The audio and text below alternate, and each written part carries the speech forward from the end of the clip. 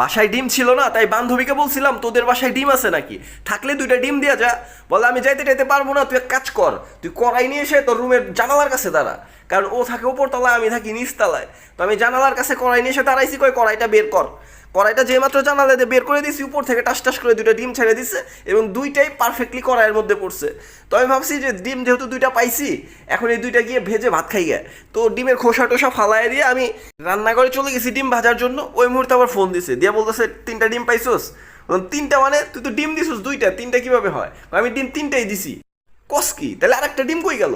যাই হোক, বান্ধবীর সাথে কথা বলতেছিলাম, হঠাৎ দেখি যে দরজায় কলিং বেলের আওয়াজ। বললাম ফোনটা রাখ, দরজায় কে যেন এসছে। তো দরজা খোলার পরেই দেখতেছি যে সামনে একটা ভদ্রলোক দাঁড়ায় আছে। ওনাকে দেখে আমি তো পুরাই অবাক, কারণ ওনার মাথার উপরে ডিম। বললাম আপনি ডিম নিয়ে ঘুরতেছেন কেন? বলছে ডিম নিয়ে ঘুরতেছি মানে আপনার এই ফ্ল্যাট থেকে ডিম ফালাইছে। ডিম ফালার নিচে মানুষজন যাই দেখে, এটা ডিম ফালাইছে কে বলেন, আপনি তাকে বের করে দেন।